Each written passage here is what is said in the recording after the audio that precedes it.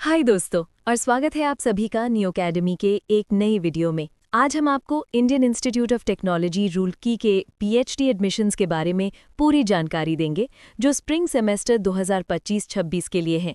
ये information brochure में दी गई जानकारी पर बेस्ड है। सारी इंपॉर्टेंट लिंक इस वीडियो का डिस्क्रिप्शन में मिल जाएगा और हमारी वेबसाइट newacademy.com विजिट करें। अगर आपको ये वीडियो पसंद आए तो इसको लाइक ज़रूर करें, हमारे चैनल को सब्सक्राइब करें और बेल आइकन दबाना ना भूलें ताकि आप कोई भी अपडेट मिस ना करें। अपने दोस्त और परिवार के साथ भी शेयर करें और कमेंट्स में अपने सवाल पूछें। अब हम इम्पॉर्टेंट डेट्स के बारे में बात करते हैं। ऑनलाइन एप्लीकेशन प्रोसेस 24 सितंबर 2025 को शाम 5 बजे शुरू हो चुका है। एप्लीकेशन फॉर्म भरने की आखिरी तारीख 31 अक्टूबर 2025 को शाम 5 बजे है। कैंडिडेट्स को 8 जनवरी 2026 को इन पर्सन एकेडमिक रजिस्ट्रेशन करना होगा। क्लासेस 12 जनवरी 2026 से शुरू होंगी। इंटरव्यू और रिटन टेस्ट का शेड्यूल कंसर्न डिपार्टमेंट, सेंटर या स्कूल द्वारा बताया जाएगा। अब हम पीएचडी एडमिशन के लिए कॉमन मिनिमम एलिजिबिलिटी क्राइटेरिया के बारे में जानकारी देखते हैं। एक एप्लीकेंट के पास पीएचडी प्रोग्राम के लिए अप्लाई करने के लिए उन एरियाज में से एक में मिनिमम क्वालिफिकेशन होना चाहिए।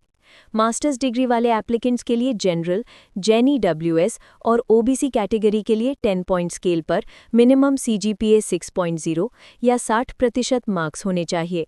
एससी/एसटी पीडब्ल्यूडी कैटेगरी के लिए मिनिमम सीजीपीए 5.50 या 55% मार्क्स होने चाहिए। इसके अलावा उन्हें नेशनल लेवल टेस्ट जैसे कि GATE, CEPD, JEST, UGC NET, CSIR NET जिसमें लेक्चरशिप या असिस्टेंट प्रोफेसरशिप शामिल है, या पीएचडी ओनली और इक्विवेलेंट में क्वालिफाई होना चाहिए या उनके पास नेशनल लेवल फेलोशिप होनी चाहिए। सभी कैटेगरीज जैसे कि जेनईडब्ल्यूएस, ओबीसी, एससी, एसटी, पीडब्ल्यूडी के बीटेक और एमएससी डिग्री वाले एप्लीकेंट्स जिनका सीजीपीए 8.0 या उससे अधिक है और उन्होंने ministry of education funded technical institutions यानी कि अर्स्टवाइल सीएफटीआईज ऑफ एमओई से पढ़ाई की है, उन्हें गेट और नेट जैसे नेशनल लेवल टेस्ट्स में क्वालिफाई होने की ज़रूरत नहीं है। Ministry of education funded technical institutions यानी कि अर्स्टवाइल सीएफटीआईज ऑफ एमओई के अलावा अन्य इंस्टीट्यूशन से 4 ईयर बैचलर्स डिग्री वाले सभी कैटेगरीज के एप्लीकेंट्स जिनका मिनिमम सीजीपीए 10 पॉइंट स्केल पर 7.50 या 75% मार्क्स हैं, उन्हें नेशनल लेवल टेस्ट जैसे कि GATE, CEED, JEST, UGC NET, CSIR NET जिसमें लेक्चरशिप या असिस्टेंट प्रोफेसरशिप शामिल है, या पीएचडी ओनली और इक्विवेलेंट में क्वालिफाई होना चाहिए या उनके पास नेशनल लेवल फेलोशिप होनी चाहिए। आईआईटी से बैचलर्स और मास्टर्स डिग्री वाले सभी कैटेगरीज के एप्लीकेंट्स जिनका सीजीपीए 10 पॉइंट स्केल पर 8.0 या उससे अधिक है, उन्हें नेशनल लेवल टेस्ट्स जैसे कि GATE, CEED, JEST, UGC NET, CSIR NET जिसमें लेक्चरशिप या असिस्टेंट प्रोफेसरशिप शामिल है, या पीएचडी ओनली और इक्विवेलेंट में क्वालिफाई होने की ज़रूरत नहीं है। इंडियन यूनिवर्सिटीज़ और इंस्टीट्यूशन से MBBS, BAMS, BHMS, BDS degree वाले सभी कैटेगरीज के एप्लीकेंट्स के पास क्वालिफाइंग डिग्री में 10 पॉइंट स्केल पर मिनिमम सीजीपीए 6.0 या 7% मार्क्स होने चाहिए। ऐसे कैंडिडेट्स को नेशनल लेवल टेस्ट में क्वालिफाई होने की ज़रूरत नहीं है। इंडियन यूनिवर्सिटीज़ और इंस्टीट्यूशन से मास्टर ऑफ सर्जरी एमएस और doctor of medicine MD degree वाले एप्लीकेंट्स को मिनिमम सीजीपीए और नेशनल लेवल टेस्ट में क्वालिफाई होने की ज़रूरत नहीं है। सीजीपीए या परसेंटेज ऑफ मार्क्स जो भी एग्रीगेट में हो, सभी साल और सेमेस्टर्स का काउंट किया जाएगा। अगर सीजीपीए 10 पॉइंट स्केल के अलावा किसी और स्केल पर दिया गया है तो उसे 10 पॉइंट स्केल में प्रोपोर्शनेट रूप से कन्वर्ट किया जाएगा।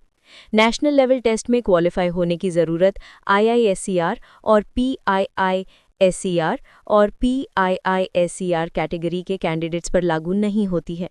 ओवरसीज़ यूनिवर्सिटी या इंस्टीट्यूट से मेडिसिन डिग्री वाले कैंडिडेट्स को नेशनल बोर्ड ऑफ एग्जामिनेशन द्वारा कंडक्ट किया गया फॉरेन मेडिकल ग्रेजुएट एग्जामिनेशन या उसके इक्विवेलेंट क्वालिफाई होना चाहिए।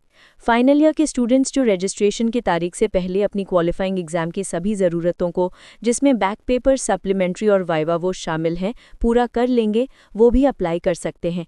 ऐसे कैंडिडेट्स को प्रोविजनल एडमिशन दिया जा सकता है अगर वो इंस्टीट्यूट द्वारा निर्धारित समय के अंदर रिक्वायर्ड परसेंटेज ऑफ मार्क्स या सीजीपीए के साथ क्वालिफाइंग डिग्री पास करने का प्रूफ देते हैं तो उनका एडमिशन कैंसिल हो जाएगा।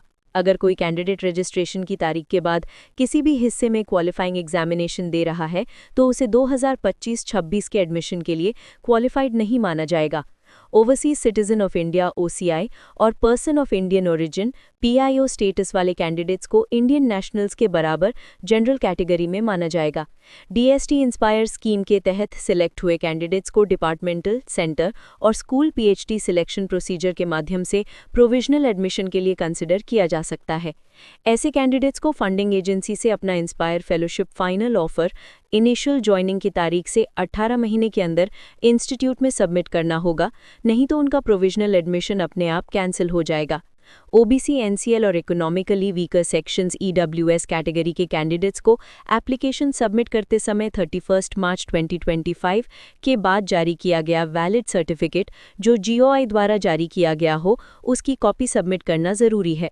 अब हम रूरकी कैंपस के department of architecture and planning में PhD प्रोग्राम के लिए मिनिमम एजुकेशनल क्वालिफिकेशंस देखते हैं।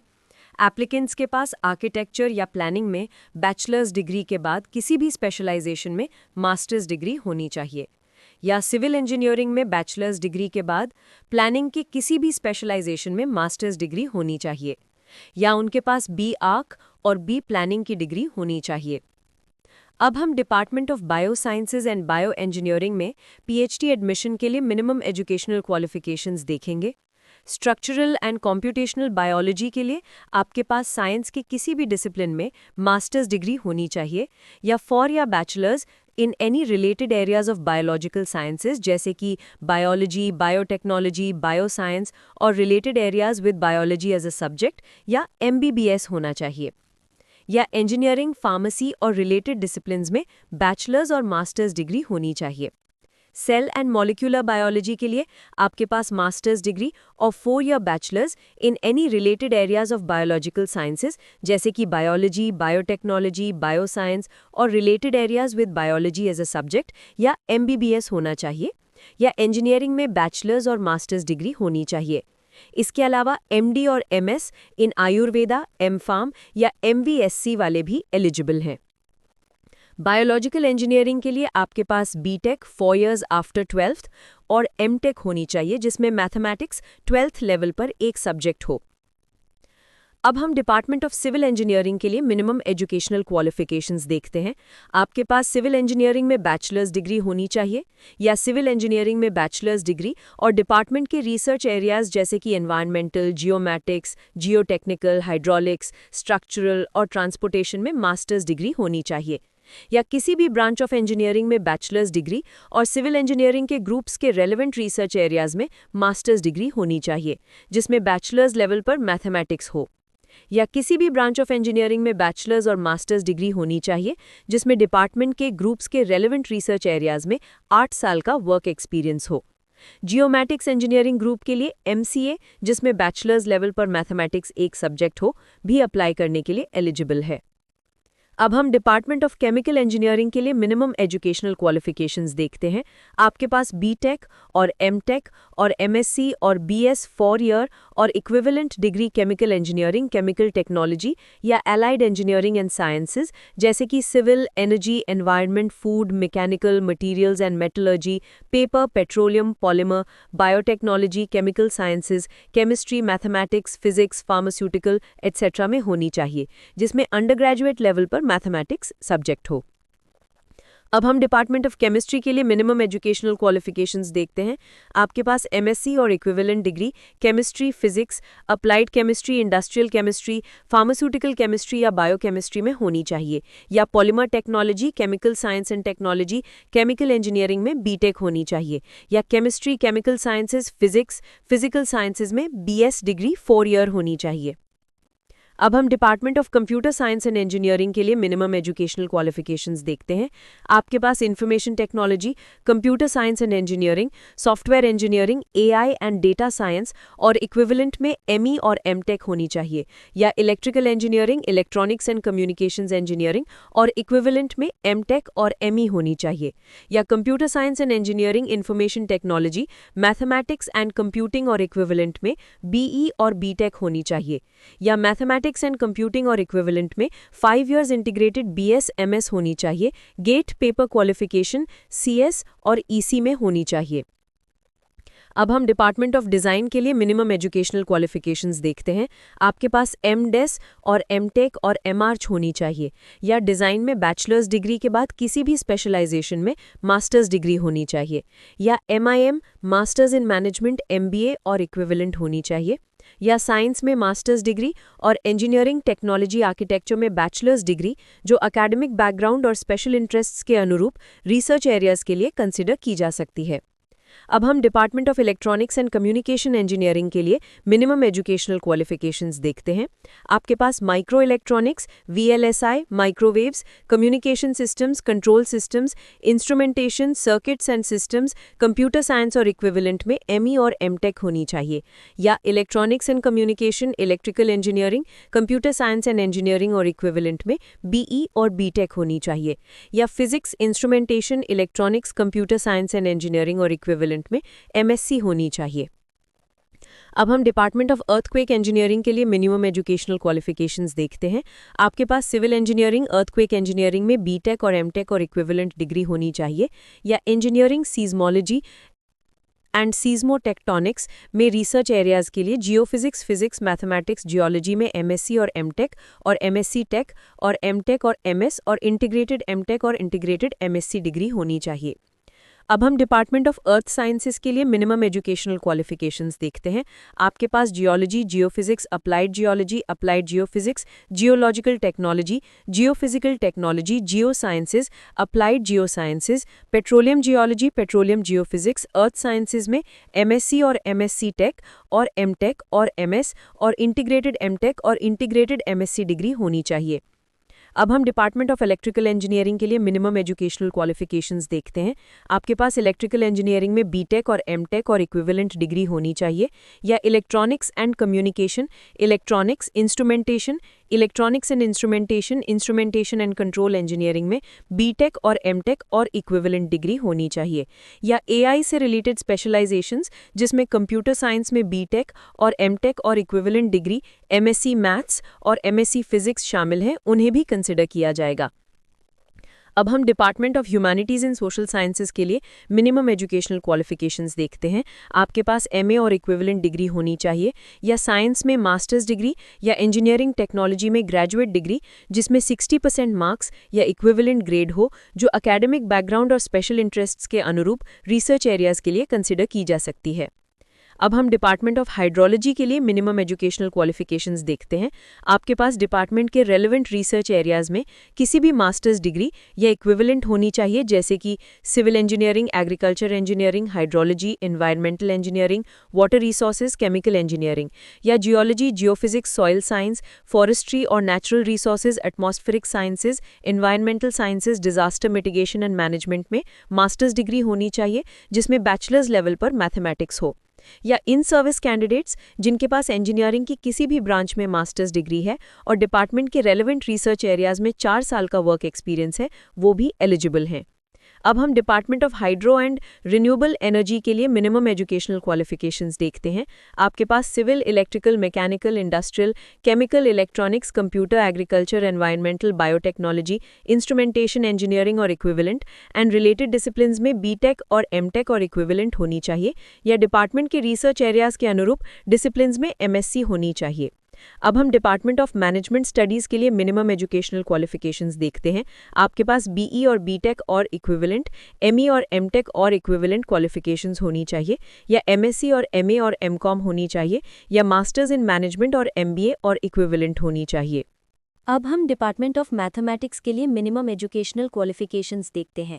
आपके पास mathematics, applied mathematics, industrial mathematics, statistics, operations research, applied operations research, mathematics and computing और इक्विवेलेंट में MA और MSc और MTech और इंटीग्रेटेड MSc 5 इयर्स होनी चाहिए, या MStat और MMath होनी चाहिए, या IITs और IISc से मैथ्स एंड कंप्यूटिंग में BTech या मैथ्स में BS 4 इयर्स होनी चाहिए। अब हम department of mechanical and industrial engineering के लिए मिनिमम एजुकेशनल क्वालिफिकेशंस देखते हैं। आपके पास मैकेनिकल, इंडस्ट्रियल, प्रोडक्शन इंजीनियरिंग में BTech और MTech डिग्री और इक्विवेलेंट होनी चाहिए, या aerospace, chemical, civil, computer, electrical, electronics, materials, metallurgical engineering, biotechnology, nano technology और अन्य रिसर्च एरियाज़ में बीटेक और एमटेक डिग्री जो एकेडमिक बैकग्राउंड और स्पेशल इंटरेस्ट के अनुरूप हो वो भी एलिजिबल हैं।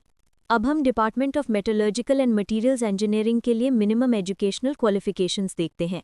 आपके पास metallurgy, materials science and engineering, ceramic engineering, polymer engineering और इक्विवेलेंट में बीटेक और एमटेक डिग्री होनी चाहिए, या मैकेनिकल इंजीनियरिंग, प्रोडक्शन इंजीनियरिंग और अलाइड डिसिप्लिन्स में बीटेक और एमटेक डिग्री होनी चाहिए, या बायोटेक्नोलॉजी, बायो इंजीनियरिंग में बीटेक और एमटेक डिग्री होनी चाहिए जिसमें अंडर ग्रेजुएट लेवल पर मैथमेटिक्स हो, या मटीरियल साइंस, फिजिक्स, केमिस्ट्री और अलाइड स्ट्रीम्स में एमएससी होनी चाहिए जिसमें अंडर ग्रेजुएट लेवल पर मैथमेटिक्स हो। अब हम डिपार्टमेंट ऑफ फिजिक्स के लिए मिनिमम एजुकेशनल क्वालिफिकेशंस देखते हैं। आपके पास फिजिक्स, अप्लाइड फिजिक्स और इक्विवेलेंट में एमएससी होनी चाहिए, या chemistry, mathematics, biophysics, geophysics, computer science, electronics और इक्विवेलेंट में एमएससी होनी चाहिए अगर बीएससी लेवल पर फिजिक्स एक सब्जेक्ट था, या electrical, electronics, chemical, metallurgical, nano technology, engineering, physics और इक्विवेलेंट में बीटेक होनी चाहिए, या MTech in solid state electronic material, MTech in photonics, MTech in nano technology, MTech in applied optics, MTech in opto electronics and optical communication और equivalent होनी चाहिए, या photonics और इक्विवेलेंट में इंटीग्रेटेड एमएससी होनी चाहिए, या electronics, electronics and communication, computer science, electrical, engineering, physics और इक्विवेलेंट में बीटेक होनी चाहिए।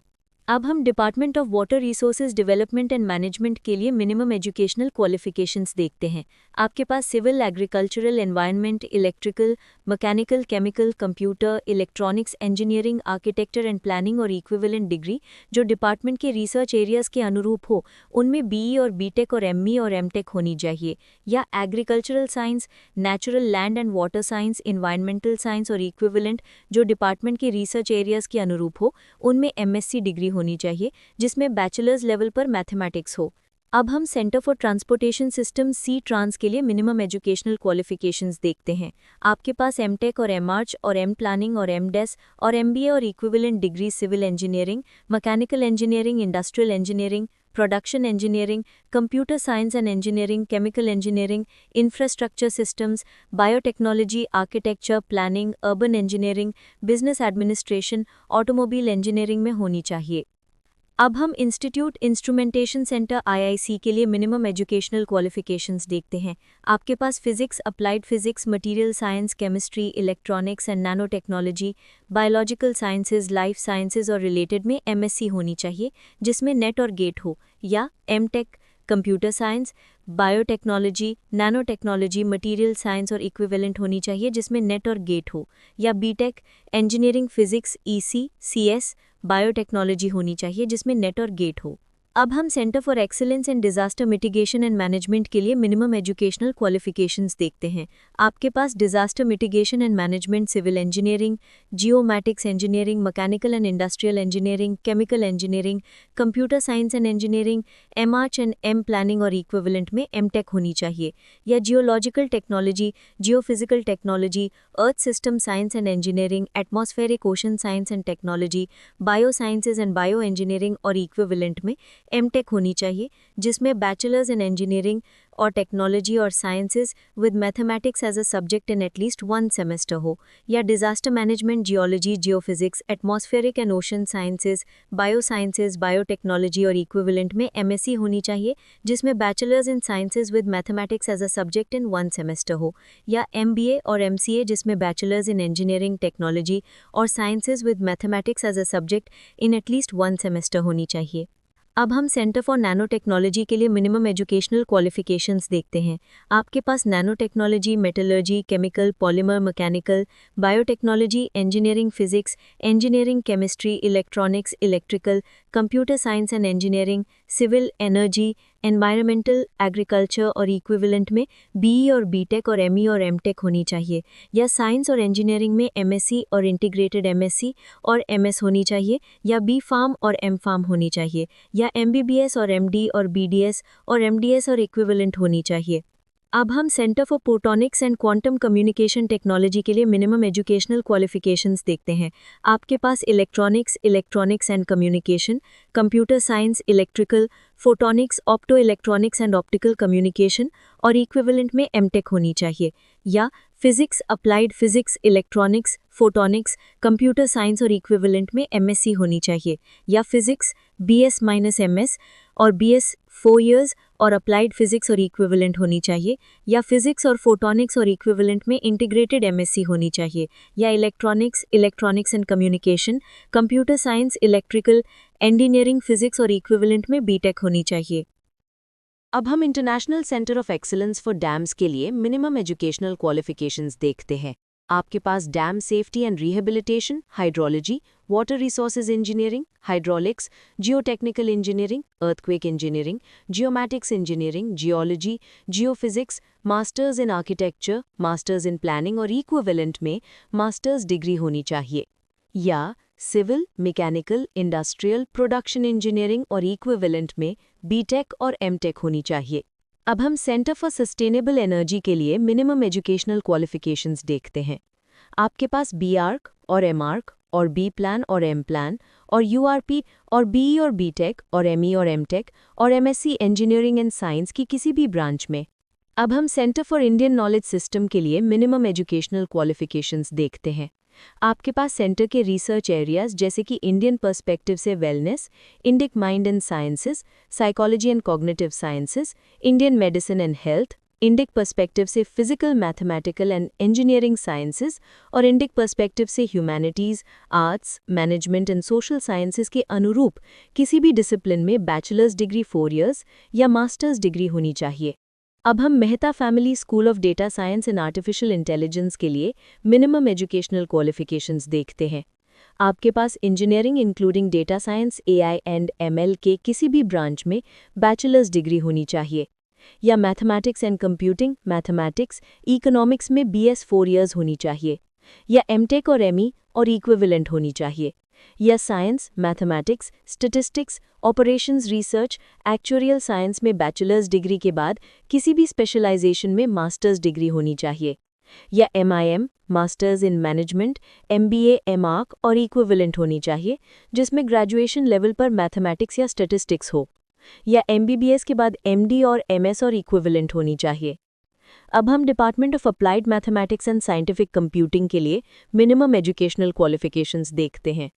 आपके पास mathematics, applied mathematics, industrial mathematics, statistics, operations research, mathematics and computing और इक्विवेलेंट में MA और MSc और INT MSc 5 years होनी चाहिए, या इंजीनियरिंग के किसी भी ब्रांच में BE और BTech और ME और MTech और BS maths and computing 4 years और इक्विवेलेंट होनी चाहिए। अब हम डिपार्टमेंट ऑफ पेपर टेक्नोलॉजी के लिए मिनिमम एजुकेशनल क्वालिफिकेशंस देखते हैं। आपके पास MSc और MS साइंस और इंजीनियरिंग होनी चाहिए, या इंजीनियरिंग की किसी भी ब्रांच में BE और BTech और B.Pharm और ME और MTech और B.Pharm और इक्विवेलेंट होनी चाहिए। अब हम department of polymer and process engineering के लिए मिनिमम एजुकेशनल क्वालिफिकेशंस देखते हैं। आपके पास इंजीनियरिंग एंड साइंस की किसी भी ब्रांच में BE और BTech और ME और MTech और MSc और MS और B.Pharm और BS 4 years होनी चाहिए। B Saharanpur campus. अब हम PhD एडमिशन कैटेगरीज और उनसे जुड़ी जानकारी देखते हैं। कैंडिडेट्स को इन कैटेगरीज के अंडर PhD प्रोग्राम में एडमिशन लेने के लिए कॉमन मिनिमम एलिजिबिलिटी क्राइटेरिया और मिनिमम एजुकेशनल क्वालिफिकेशन पूरी करनी होगी। फुल टाइम रिसर्च स्कॉलर यानी FTRS के 3 उप कैटेगरीज हैं। पहला है इंस्टीट्यूट असिस्टेंटशिप रिसर्च स्कॉलर्स यानी IARS। इंस्टीट्यूट टीचिंग और रिसर्च असिस्टेंटशिप्स के रूप में फाइनेंशियल असिस्टेंस प्रोवाइड कर सकता है, जिसे इंस्टीट्यूट असिस्टेंटशिप्स कहा जाता है। असिस्टेंटशिप्स 5 साल तक के लिए दिए जाते हैं। एक स्टूडेंट को डिपार्टमेंट, सेंटर या स्कूल द्वारा दिए गए काम के लिए प्रति सप्ताह 10 घंटे तक समय देना होता है। असिस्टेंटशिप्स का रिन्यूअल स्टूडेंट के एकेडमिक प्रोग्राम और काम में संतोषजनक प्रदर्शन पर निर्भर करता है। दूसरा है एक्सटर्नली फंडेड रिसर्च स्कॉलर यानी EFRS। UGC, CSIR, DST, ICMR, DBT etcetera से फेलोशिप प्राप्त करने वाले कैंडिडेट्स को इंस्टीट्यूट से फाइनेंशियल असिस्टेंस नहीं मिलेगी। फॉरेन नेशनल्स जो भारत के नागरिक नहीं हैं या OCI और PIO कार्ड होल्डर्स हैं, इस कैटेगरी में अप्लाई करने के लिए एलिजिबल हैं। उनके आवेदन ICCR, SSII, ASCIN जैसे अलग अलग चैनल्स के माध्यम से मंगाए जाते हैं। मिनिमम CGPA रिक्वायरमेंट्स के लिए फॉरेन नेशनल्स को जनरल कैटेगरी कैंडिडेट्स के बराबर माना जाएगा। ज़्यादा जानकारी के लिए आप ir.iitr.ac.in पर विजिट कर सकते हैं। प्रोजेक्ट फंडेड कैटेगरी में भी एडमिशन हो सकता है। इसमें एक डिपार्टमेंट, सेंटर या स्कूल रेगुलर सिलेक्शन के दौरान किसी कैंडिडेट को प्रोजेक्ट कैटेगरी में सिलेक्ट कर सकता है, या फिर IIT रुड़की में एक्सटर्नली फंडेड रिसर्च प्रोजेक्ट में प्रिस्क्राइब्ड सिलेक्शन कमेटी द्वारा सिलेक्ट किया गया एक प्रोजेक्ट स्टाफ भी अलग से इस कैटेगरी में अप्लाई कर सकता है। इस कैटेगरी के लिए एप्लीकेशन प्रोसेस अलग है। प्रोजेक्ट की टोटल अवधि कम से कम 2 साल होनी चाहिए और एकेडमिक रजिस्ट्रेशन के समय प्रोजेक्ट में कम से कम 1 साल बचा होना चाहिए। प्रोजेक्ट फंडिंग खत्म होने पर प्रोजेक्ट फेलो को इंस्टीट्यूट असिस्टेंटशिप ऑफर किया जा सकता है। सपोर्ट की अवधि अधिकतम 5 साल तक होगी, जिसमें प्रोजेक्ट फंडिंग की अवधि भी शामिल होगी। तीसरा है in service external research scholar यानी ISERS। एकेडमिक रजिस्ट्रेशन के समय कैंडिडेट्स के पास government, semi government, public sector undertaking, AICTE और UGC रिकॉग्नाइज्ड एजुकेशनल इंस्टीट्यूट या 20 करोड़ से अधिक के एनुअल टर्नओवर वाली एक रजिस्टर्ड कंपनी में कम से कम 2 साल का अनुभव होना चाहिए। उन्हें अपने करंट एम्प्लॉयर से PhD प्रोग्राम करने और कोर्स वर्क पूरा करने के लिए पर्याप्त छुट्टी की अनुमति होनी चाहिए। पार्ट टाइम रिसर्च स्कॉलर के 2 उप कैटेगरीज हैं। पहला है in service internal research scholar यानी PISIRS। इस कैटेगरी में आने के लिए कैंडिडेट्स को IIT रुड़की के रेगुलर एम्प्लॉयज होना चाहिए। दूसरा है in service external research scholar यानी PISERS। इस कैटेगरी के लिए IIT रुड़की से 100 किलोमीटर के दायरे में काम करने वाले कैंडिडेट्स के लिए एम्प्लॉयर से छुट्टी की ज़रूरत नहीं है। अब हम अन्य PhD एडमिशन कैटेगरीज देखते हैं। इसमें पहला है golden girl scheme for female applicants. इस स्कीम के अंडर PhD प्रोग्राम्स में फीमेल कैंडिडेट्स को सीधा एडमिशन मिल सकता है। एलिजिबिलिटी के लिए उन्हें IIT या NIRF रैंकिंग में टॉप 50 में शामिल किसी इंस्टीट्यूट और यूनिवर्सिटी से क्वालिफाइंग डिग्री में फर्स्ट रैंक होल्डर यानी गोल्ड मेडलिस्ट होना चाहिए। ऐसी कैंडिडेट्स को ऑल इंडिया लेवल एग्जाम में क्वालिफाई होने की ज़रूरत नहीं है। फेलोशिप इंस्टीट्यूट असिस्टेंटशिप के बराबर होगी और इनटेक सुपरन्यूमररी होगा। सिलेक्शन प्रोसेस डिपार्टमेंट, सेंटर या स्कूल द्वारा इंटरव्यू के माध्यम से होगा। अपियरिंग कैंडिडेट्स को इस स्कीम के अंडर कंसिडर नहीं किया जाएगा। First rank holder gold medalist certificate qualifying degree का होना चाहिए। दूसरा है Shakuntala scheme for aspirants of knowledge under talent advancement. Ministry of education funded technical institutions यानी अर्स्टवाइल CFTIs ऑफ MOE से BTech, BE या BArch डिग्री वाले फीमेल कैंडिडेट्स जिनका CGPA 10 पॉइंट स्केल पर 8.5 है, वो रेलेवेंट डिसिप्लिन्स में PhD प्रोग्राम में एडमिशन के लिए एलिजिबल होंगी। ऐसी कैंडिडेट्स के लिए गेट, सीड या नेशनल लेवल एग्जामिनेशन की ज़रूरत नहीं होगी। फेलोशिप इंस्टीट्यूट असिस्टेंटशिप के बराबर होगी। तीसरा है memorandum of understanding with IIT Roorkee, ARIES, ARIES, IIRS, SSS, NIBE, IOCL इत्यादि जैसे वेरियस ऑर्गेनाइजेशंस और इंस्टीट्यूट्स के वर्किंग प्रोफेशनल्स और रिसर्च स्कॉलर्स IIT रुड़की में PhD प्रोग्राम के लिए अप्लाई करने के लिए एलिजिबल हैं यदि वे कॉमन मिनिमम एलिजिबिलिटी क्राइटेरिया और मिनिमम एजुकेशनल क्वालिफिकेशन पूरी करते हैं। इस कैटेगरी के अंडर एडमिट हुए कैंडिडेट्स को IIT रुड़की से कोई फाइनेंशियल असिस्टेंस नहीं मिलेगी। अब हम PhD स्टूडेंट्स के लिए उपलब्ध अवसर देखते हैं। इसमें पहले हैं प्राइजेस, अवार्ड्स और मेडल्स। पहला है excellence in doctoral research award, जिसमें इंजीनियरिंग, मैनेजमेंट, आर्किटेक्चर और ह्यूमैनिटीज़ और साइंस स्ट्रीम्स में उत्कृष्ट रिसर्च वर्क के लिए 2.5 लाख रुपए तक का अवार्ड दिया जाता है। दूसरा है professor VK Gupta memorial impactful young researcher award, जिसमें केमिस्ट्री डिपार्टमेंट के यंग रिसर्चर्स को इंटरनेशनल जर्नल में पब्लिश्ड और एक्सेप्टेड रिसर्च पेपर के लिए 20,000 रुपए का अवार्ड मिलता है। तीसरा है AK Goyal green energy prize and gold medal, जिसमें ग्रेजुएटिंग UG, PG और PhD स्टूडेंट्स को ग्रीन और रिन्यूएबल एनर्जी सेक्टर में उनके योगदान के लिए 1 लाख रुपए और गोल्ड मेडल मिलता है। चौथा है Prabha Nayar award for excellence in time management, जिसमें कम से कम 2 साल तक IIT रुड़की में पढ़ने वाले स्टूडेंट्स को एक साथ मल्टीपल एक्टिविटीज़ को हैंडल करने के लिए 1.5 लाख रुपए तक का अवार्ड दिया जाता है। पांचवा है हरे कृष्ण मित्तल लीडरशिप अवार्ड, जिसमें ग्रेजुएटिंग UG, PG और PhD स्टूडेंट्स को एंटरप्रेन्योरशिप कल्चर बढ़ाने में योगदान के लिए 30,000 रुपए का अवार्ड मिलता है। छठा है अजीत सिंह यादव मेमोरियल ऐसे प्राइज, जिसमें बेस्ट ऐसे लिखने वाले स्टूडेंट को 20,000 रुपए का अवार्ड दिया जाता है। सातवां है Harivansh Gomti Devi award for research in environment, जिसमें ग्रेजुएटिंग पीजी और पीएचडी स्टूडेंट्स को waste management and environment protection में सिग्निफिकेंट रिसर्च के लिए 25,000 रुपये का अवार्ड मिलता है। आठवां है Harivansh Gomti Devi award for research in water management, जिसमें ग्रेजुएटिंग पीजी और पीएचडी स्टूडेंट्स को वाटर मैनेजमेंट एंड कंजर्वेशन में सिग्निफिकेंट रिसर्च के लिए 25,000 रुपये का अवार्ड मिलता है। अब हम joint doctoral degree programme with universities outside India के बारे में जानकारी देखते हैं।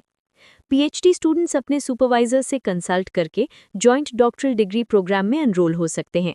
आईआईटी रुड़की के इन यूनिवर्सिटीज के साथ एग्रीमेंट्स हैं: university of Alberta Canada, university of Saskatchewan Canada, Queen's university Canada, university of Strasbourg France, Niigata university Japan, Asian institute of technology Thailand, institute of engineering Tribhuvan university IOETU, national चिंगहुआ university Taiwan और Loughborough university UK. इसके अलावा IIT Roorkee के कुछ universities के साथ को-ट्यूटेल agreements भी हैं, जैसे कि university of Groningen Netherlands, university of Ontario Institute of Technology Canada, Vrije university Brussels Belgium और university of Trento Italy. Cotutelle agreement एक फॉर्मल एकेडमिक अरेंजमेंट है जो दो अलग-अलग देश की यूनिवर्सिटीज़ के बीच होता है, जिससे एक पीएचडी स्टूडेंट दोनों इंस्टीट्यूशंस में जॉइंटली एनरोल, सुपरवाइज और एग्जामिन हो सकता है। Continuation of fellowship during research visit. PhD students अपनी फेलोशिप को अधिकतम 6 महीने तक जारी रख सकते हैं जब वो रिसर्च विजिट पर किसी और रिसर्च यूनिवर्सिटीज़, इंस्टीट्यूशन या रिसर्च लैब्स में हो। Prime ministers research fellowship. PhD students को पीएमआरएफ के लिए अप्लाई करने का मौका मिल सकता है, डायरेक्ट एंट्री और लैटरल एंट्री 2 चैनल्स के माध्यम से। स्टूडेंट्स को रिसर्च प्रपोजल्स बनाने के लिए प्रोत्साहित और समर्थित किया जाता है। TCS research scholar programme. ये फेलोशिप कंप्यूटर इंजीनियरिंग और साइंस, इंफॉर्मेशन सिस्टम्स और टेक्नोलॉजी, सॉफ्टवेयर इंजीनियरिंग और अन्य डिसिप्लिन्स जिसमें कंप्यूटिंग का उपयोग होता है, जैसे एरियाज में क्वालिटी मल्टीडिसिप्लिनरी रिसर्च एक्टिविटीज़ को बढ़ावा देने का लक्ष्य है। स्कॉलर को अधिकतम 4 साल या पीएचडी थीसिस जमा करने तक, जो भी पहले हो, ₹70,000 पर मंथ पहले 2 साल के लिए और ₹75,000 पर मंथ तीसरे और चौथे साल के लिए स्टाइपेंड दिया जाएगा। स्कॉलर को TCS research and innovation team से एक टीसीएस मेंटर भी मिलेगा। साथ ही कंटिंजेंसी कॉन्फ्रेंस या आउटबाउंड सबैटिकल के लिए पर एनम ₹2 लाख तक का सपोर्ट मिलेगा। Visvesvaraya PhD scheme. ये स्कीम पीएचडी सीट्स एलोकेट करती है ईएसडीएम और आईटीआईटीएस जैसे एरियाज में कुछ सिलेक्टेड इंस्टीट्यूशंस को, और आईआईटी रुड़की उनमें से एक है। ये स्कीम रेगुलर पीएचडी एडमिशन्स का हिस्सा नहीं है। Course fee structure. Course fee structure की जानकारी के लिए आप वेबसाइट पर दिए गए लिंक को विजिट कर सकते हैं। फीस हर सेमेस्टर में इंस्टीट्यूट रूल्स के अनुसार ली जाएगी। कैंसिलेशन ऑफ एडमिशन और प्रोग्राम। इंस्टीट्यूट किसी भी स्टेज पर किसी कैंडिडेट का एडमिशन कैंसिल करने का अधिकार रखता है अगर ये पता चलता है कि वो इनएलिजिबल या अनक्वालिफाइड है। अगर रजिस्ट्रेशन के बाद एडमिशन कैंसिल या विड्रॉ होता है तो फी रिफंड नहीं होगी, केवल सिक्योरिटी मनी रिफंड होगा। अगर रजिस्ट्रेशन से पहले एडमिशन विड्रॉ होता है तो ₹1,000 की प्रोसेसिंग फ़ी काटी जाएगी। स्टूडेंट का रजिस्ट्रेशन इस स्थिति में भी कैंसिल हो सकता है यदि वो किसी भी डॉक्यूमेंट को झूठ बोलता है, यदि वो सेमेस्टर में रजिस्टर नहीं कर पाता, यदि वो मिनिमम रिक्वायर्ड एकेडमिक परफॉर्मेंस पूरी नहीं कर पाता, या यदि वो किसी बड़े मिसकंडक्ट में शामिल पाया जाता है। अब हम कुछ और जानकारी पर ध्यान देते हैं। अगर कोई विवाद होता है तो उसका निवारण सिर्फ और सिर्फ रुड़की के कोर्ट्स में ही होगा। अब हम ऑनलाइन एप्लीकेशन और अन्य ज़रूरी इंस्ट्रक्शंस देखते हैं। स्प्रिंग सेमेस्टर 2025-26 में पीएचडी प्रोग्राम्स के लिए कैंडिडेट्स को सिर्फ ऑनलाइन आवेदन करना होगा। आपको 31 अक्टूबर 2025 को या उससे पहले वेबसाइट पर दिए गए लिंक पर जाकर रजिस्टर और फॉर्म फिल करना होगा। डॉक्यूमेंट्स की बात करें तो ऑनलाइन अप्लाई करने से पहले कैंडिडेट्स को कुछ डॉक्यूमेंट्स अपलोड करने के लिए रेडी रखना होगा। इसमें एक colour photograph JPEG format 500 KB तक और सिग्नेचर JPEG फॉर्मेट 500 KB तक शामिल है। जेन EWS OBC NCL SC ST PWD category के लिए वैलिड गार्ड PDF फॉर्मेट में होना चाहिए जिसका साइज 5 MB तक हो। 10th और 12th की मार्कशीट और सर्टिफिकेट भी सिंगल PDF में 5 MB तक होनी चाहिए।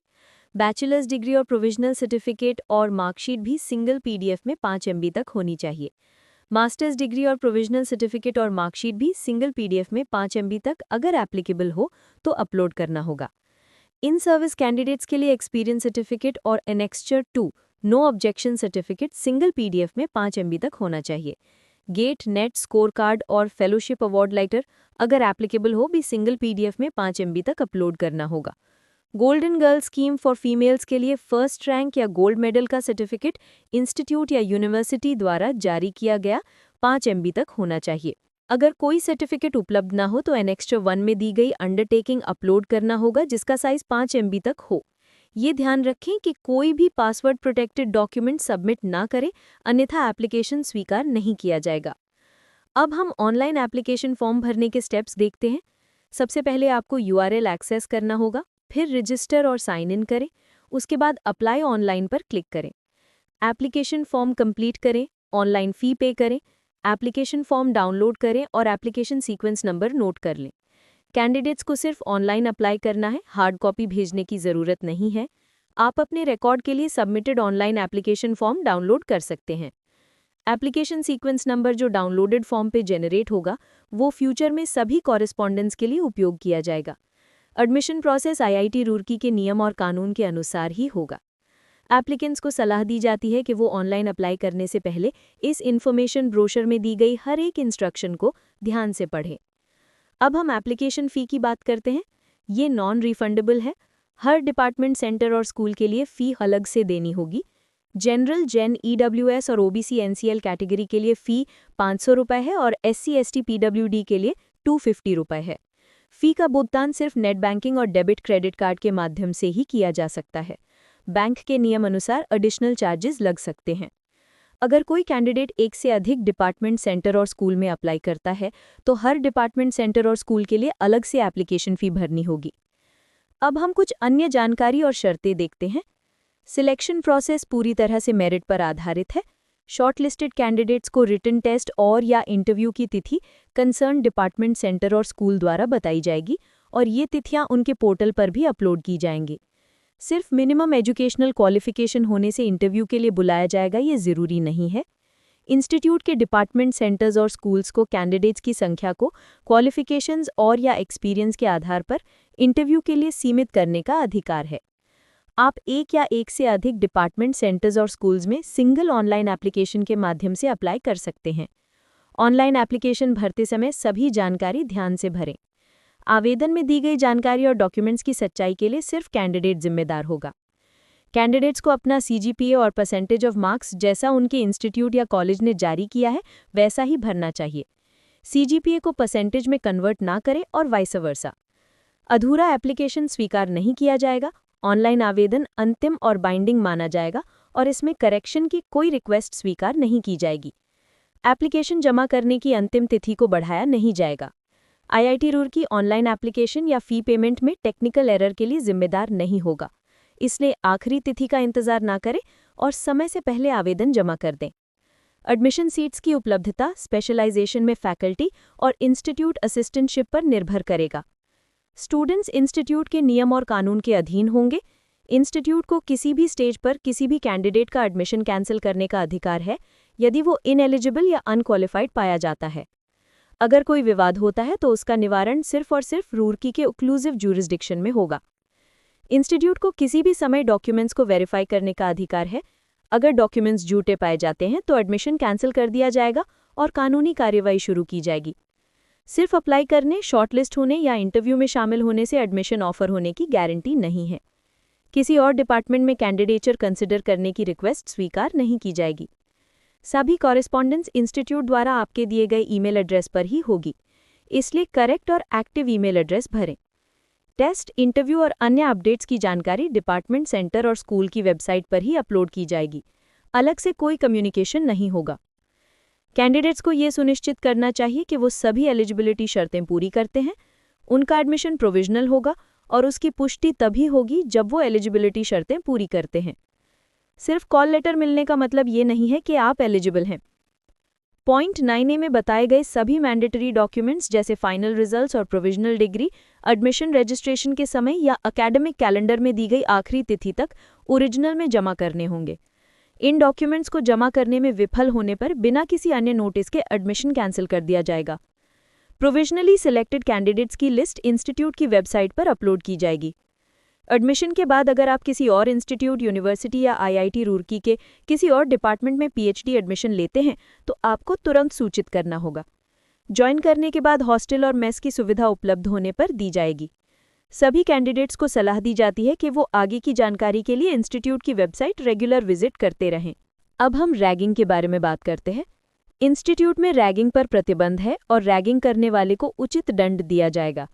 दंड में इंस्टीट्यूशन से निष्कासन, सीमित अवधि के लिए सस्पेंशन और फाइन के साथ पब्लिक अपॉलॉजी शामिल हो सकती है। इसके अलावा स्कॉलरशिप या अन्य लाभ रोकना, इवेंट्स में प्रतिनिधित्व से रोकना, रिजल्ट्स रोकना, हॉस्टल या मेस से सस्पेंशन, रस्टिकेशन या निष्कासन और मॉनिटरी फाइन भी हो सकता है। कॉन्टैक्ट डिटेल्स के लिए एप्लीकेशन पोर्टल से संबंधित सवालों के लिए आप एकेडमिक अफेयर्स ऑफिस एडमिशन से कॉन्टैक्ट कर सकते हैं। एफएक्यू से अलग सवालों के लिए कैंडिडेट्स को ईमेल पर कॉन्टैक्ट करने की सलाह दी जाती है। ईमेल है phgadmission@iitr.ac.in। वेबसाइट iitr.ac.in/academics/home.html है। आप व्हाट्सएप पर 63950596 पर मैसेज भी कर सकते हैं, लेकिन सिर्फ वर्किंग आवर्स में। अनेक्स्चर 1 में एप्लीकेंट्स को रिक्वायर्ड सर्टिफिकेट्स जमा करने के लिए एक अंडरटेकिंग देना होगा। अनेक्स्चर 2 में इन सर्विस कैंडिडेट्स के लिए एक नो ऑब्जेक्शन सर्टिफिकेट NOC शामिल है, जो उनके ऑर्गेनाइजेशन के लेटर हेड पर होना चाहिए। ये थी Indian institute of technology Roorkee के पीएचडी एडमिशन से जुड़ी सभी ज़रूरी जानकारी।